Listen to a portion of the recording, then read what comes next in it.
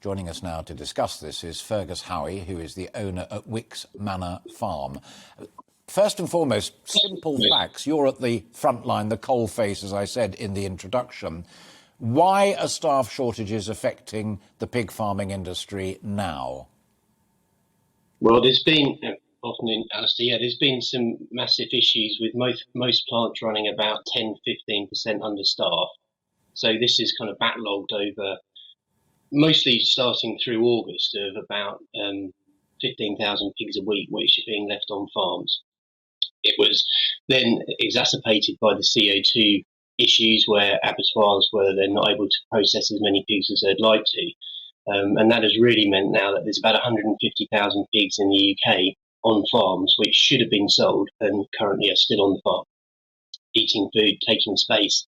And we're now getting some quite critical welfare issues where these pigs have not got any space to live, and where the farmers financially can no longer afford to feed them. The criticism that's made, and it's across the piece, it impacts on the haulage industry as well, is that you might not, as farmers, have seen the energy surge coming, but the rest of it, could you not have spotted that? Did you not realise that there was a real problem for your sector just round the corner? Well, in the UK, the weekly slaughterings of pigs, weekly production of pigs has been fairly static for the last 6 years. So we've been producing about 180 to 200,000 pigs as a country every week. Those numbers have not really increased that much. Now, they've been slaughtered every week for the last 6 years, and all the way through the COVID pandemic. Those animals have gone to market, and they've been processed and gone through the supply chain. So as pig farmers, yes, we are upset that this slight shortage in staff has created this problem, but also I'd quite like to use this space to highlight the fact that 60% of what is consumed in the UK of pork is imported, and that imported pork has reduced significantly in value. It's much cheaper for imported pork to be used rather than British. So we're kind of at a situation where processors are processing a lot more imported pork and leaving UK pigs left on farms unsold. This is a tragedy, and this has to be highlighted, because what we need is we want processors to buy more British pigs.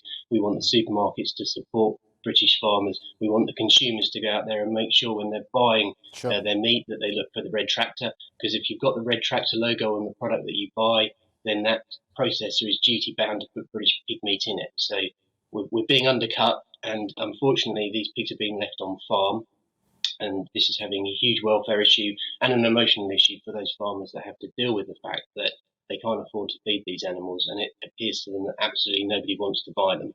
And we're getting to the stage now where in the next few weeks we're going to start seeing issues that we saw in the foot and mouth pandemic of unsold pigs, which is crazy, seeing as we've got supermarket shelves where, you know, the general narrative now is, are we going to see bare shelves? Can the food supply chains support the consumer demand? And in the pig industry, we've got, you know, a burgeoning growing number of pigs left on farms and unable to go through that supply chain. So sure, it's a big issue. Yeah, I can understand that. I mean, and I was going to say, you know, so George Eustace is the Secretary for the Environment and looks after farming and the rest of it. But in reality, what you're saying there is the person you need to turn to even more is Anne-Marie Trevelyan, who's the Secretary of State for International Trade, because you're just finding it tougher to compete in the marketplace. It's not Brexit, and it's not necessarily a shortage of drivers as much as the fact that if I go shopping at the weekend, I can find cheaper pork that's not made in the UK than pork that is produced in the UK.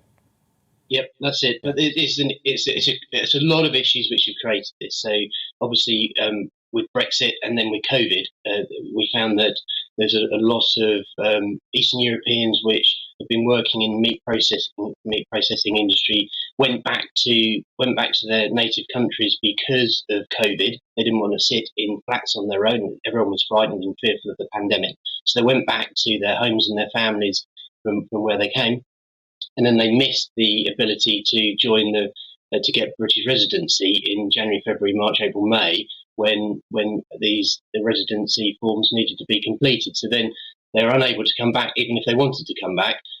Question whether a lot of them do want to come back, and then there's general mobility of staff around the world is reduced. In Germany, there's 400,000 job vacancies where the Hungarians aren't going back to Germany, and that's nothing to do with Brexit. So COVID has created a tightening of the labour markets, and that is affecting abattoirs and their ability to process meat. But then on top of that, we've got this issue that there is an awful lot of meat processed which isn't British, and that is still coming through. So yes, we need British farmers need the support at the moment. We live in a very high welfare state. We're very proud of the way we produce our animals and look after our animals and farms in the UK. We need to support that farming system so that we can continue to have very high welfare British pork produced in the UK, sold to the UK consumers rather than importing an inferior product. How confident are you that you can survive? There's about in the last 10 years, the UK pig farming industry is halved. So the number of sows, which are the mum pigs, in the UK has halved in the last 10 years, and there's another 27,000 sows going out of the UK herd in the last few months, where farmers have thrown the towel in. There's going to be an awful lot more. I mean, I don't think I can really highlight the emotional stress which these farmers are going through. If you're producing pigs for a market, these are key workers who have worked all throughout the pandemic, gone into work every day, looked after their animals, bred and reared their animals, and they're now ready for market, and the market's saying, we don't want them. What can you do? You've got to feed them every day, and in the UK, the longer you feed a pig, the heavier it gets, the fatter it gets, and the less value it's worth. So a UK pig is worth about £1.40 a kilo at the moment. We're importing European pigs at £1 a kilo, and the processors are offering, if they will accept overweight pigs, 70 pence a kilo. So there's farmers having to give their pigs away at half value just to clear them off site, and they can't all go into the abattoirs at the moment. There isn't enough space for them to go through these extra 15,000 every week which are building up on farms, and so farmers having to take some fairly drastic and very emotionally challenging decisions in having to destroy some of those animals that they've spent the last 6 months looking after.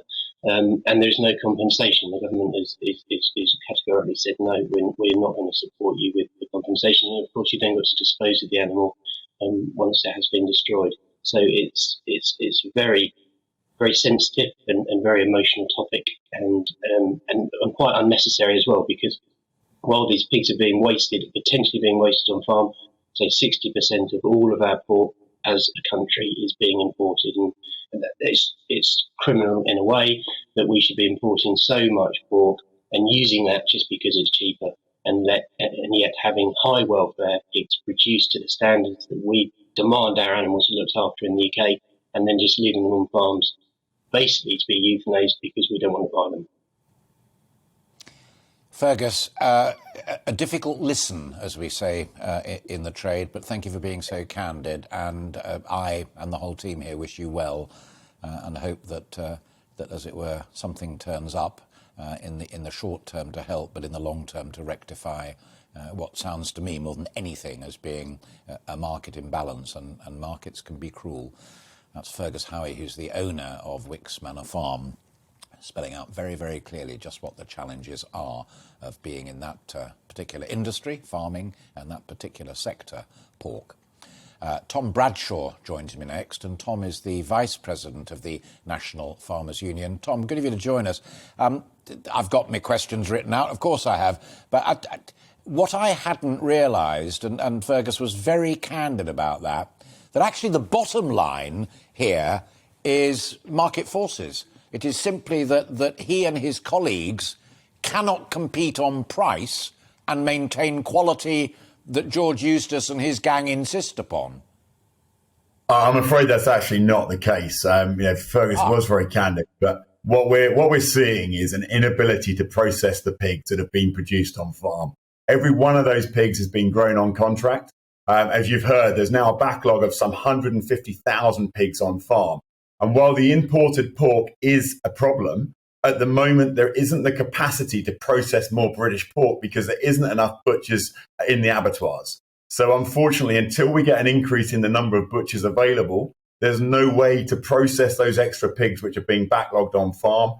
And we're now seeing the end result, which is that pigs are being killed on farm. It's absolutely criminal. It's an absolute unnecessary waste. And the emotional stress those farmers are going through, they will never come back from.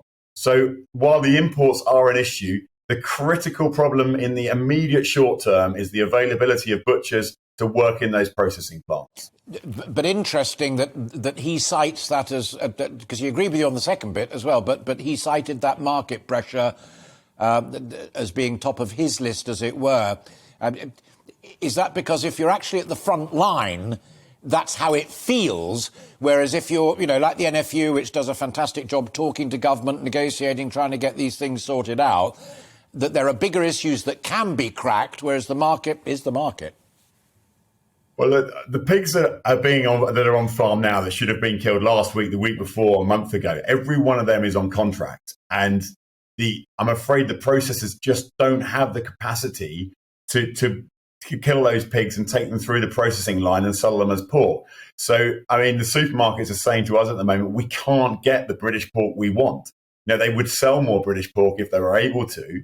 But in the immediate short term, the only solution to the backlog is to increase the availability of butchers. And I'm afraid the only way you can do that in the immediate short term is an immigration solution. So I think that it is critical. We want everyone to look out for British pork. This is support British farming and the farming industry and the high welfare standards.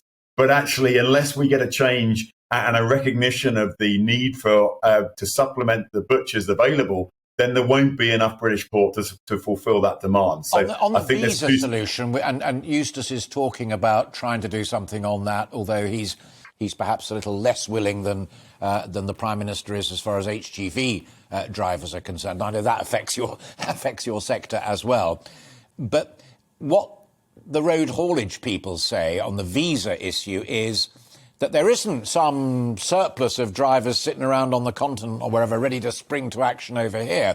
There is a global shortage of people who are prepared to work as HGV drivers. Is that or is that not the case as far as the people that you need to work in abattoirs, whether they're the labourers there or whether they're veterinary people or what have you? Is there surplus labour or is there a shortage generally? Look, the labour market is very tight, and we know that COVID has caused the displacement of some 1.4 million workers from the UK. And where once upon a time these workers may have come from Eastern Europe, it's highly likely that the butchers that we need to come in will come from South America. There are recruitment companies down there at the moment, skill testing butchers, so that if the English language requirement on the visas is eased, we could have butchers over here within a week. So they are down there at the moment looking to recruit those butchers in the anticipation that everyone will recognise the seriousness of this issue. So there is the availability of staff. I mean, ultimately, it comes down to creating a big enough wage differential that people will come. And I think that we're seeing wages rise quite dramatically. It's, jobs are being advertised now at over £15 an hour, and still there's nobody coming forward to do those jobs because you can't create the upskilling immediately. There's a time lag between deciding that you may want to be a butcher and actually being a trained butcher. So that's why we need this short-term measure to fill the gap. Tom, great to talk to you. Thank you very much indeed for finding time on what I know is a busy weekend. And what we love about talking to people like you is it's not just grumbles, it's solutions as well. So keep it coming, and best to all at the NFU. Thank you very much indeed. That's Tom Bradshaw, who is the Vice President of the NFU. Welcome to the GB News YouTube channel. You can watch us live 24 hours a day, catch up on your favourite shows and join in the conversation in the comments below. Don't forget to subscribe and you'll never miss any of our exclusive content.